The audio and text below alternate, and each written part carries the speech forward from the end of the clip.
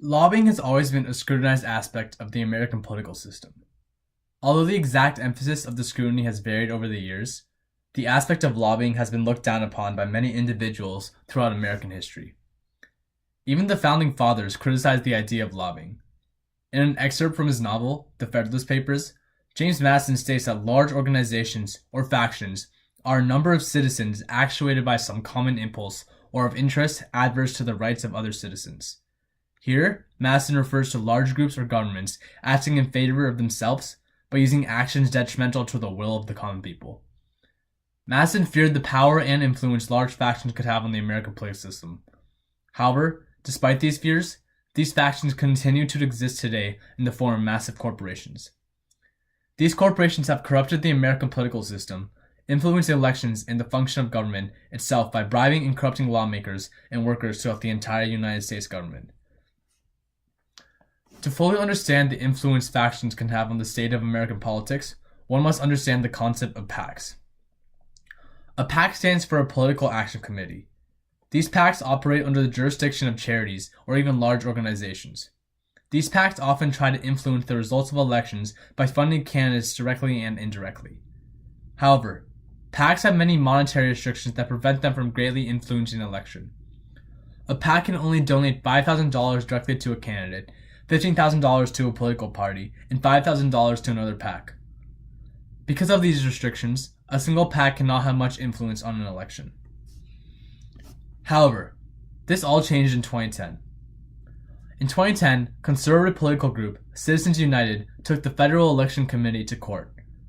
In the Supreme Court case known as Citizens United versus FEC, the Supreme Court ruled 5-4 in favor of Citizens United's right to spend an unlimited amount of money politically advertising.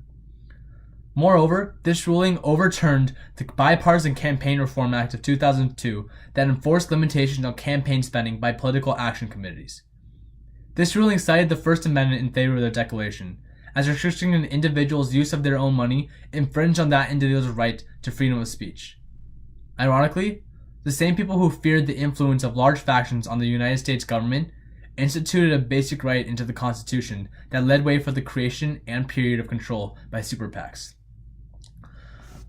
The difference between a normal PAC and a super PAC stems from their origins and influence. As explained, PACs are political action committees that spend a controlled amount of money advertising for or against political candidates. Super PACs differ from normal PACs as they are not allowed to directly support or give money to political candidates. However, after the 2010 lawsuit, super PACs have no limitation on the amount of spending they can use to directly support a political candidate. This means that super PACs could spend tens of millions of dollars running advertisements for the supported candidate or against their opposition, spend millions of dollars making supportive or unsupported documentaries about political candidates, and completely influence the scope of an election. The problem with the super PACs is their scope of influence. The super PACs often run under the jurisdiction of large companies, most notably Koch Industries, Bloomberg, and other multi-billion-dollar companies. This means that large corporations involved in politics have the most influence as they have the most money to spend changing the results of the election. In fact, according to The Atlantic, corporations alone spend $2.6 billion lobbying in the House and Senate. Large corporations and their super PACs spend an average of 34 times the amount of money each election than labor unions and public interest groups. This massive gap in spending between large corporations acting in the best interest of themselves and smaller labor unions and public interest groups trying to create change for the common people represents a major issue in the current political lobbying system. Lobbying in itself is a necessary aspect of America's political system. Without it, voices cannot be heard and ideas cannot be shared as easily. However, this aspect of lobbying only works when there is equal representation. By giving each group equal representation, whether it's a large corporate, a small charity, or a single person looking out for the common good of the people, voters can judge and decide their own opinions based on all the evidence and ideologies presented before them. The ideas we're sharing will find a way to circulate and ultimately benefit America. However, as it stands, billion-dollar corporations control the majority of political campaigning and advertising, spreading their influence further and with more resilience than small organizations can. This turns the American political debate into a war who can spend the most money rather than one who has the best and most productive ideas. A second problem with the super PACs is political control. Since politicians rely on funding to finance their re-election campaigns, many political figures often find themselves in control of super PACs. If a politician relies heavily on the funding from corporations in certain scrutinized areas, the politician will often vote in favor of these corporations. For example, removing restrictions on businesses or reducing taxes on those products to ensure the favor of the companies. This creates a problem where our leaders are focused on making funders happy instead of doing what is good for the common good. This relationship between politicians and corporations leads to the third problem with the current-day American lobbying system, the revolving door. The revolving door is a system where former lawmakers and congressional staffers take jobs in corporations that once financially supported their campaign bids.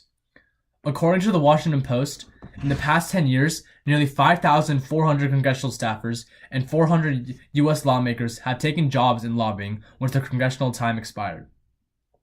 This presents a problem as it not only incentivizes lawmakers to cooperate with corporations at the prospect of receiving a six-figure job directly out of Congress, but also allows these lawmakers to use their connections to further support lobbyists in controlling and influencing Congress. One example of this is former Texas Representative Blake Farenthold.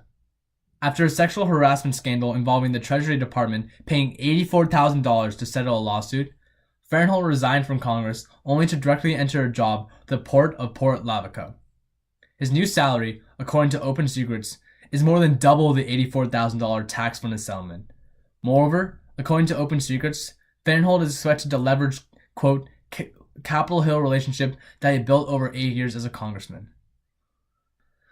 The current state of lobbying in the American political system reflects the corruption and influence of aspects of our government.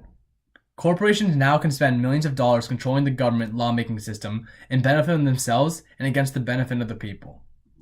Even though the Supreme Court ruled that it was the constitutional right guaranteed by the First Amendment that corporations and super PACs have the right to invest their own money in whatever they choose to do, it is apparent that this right has consequences.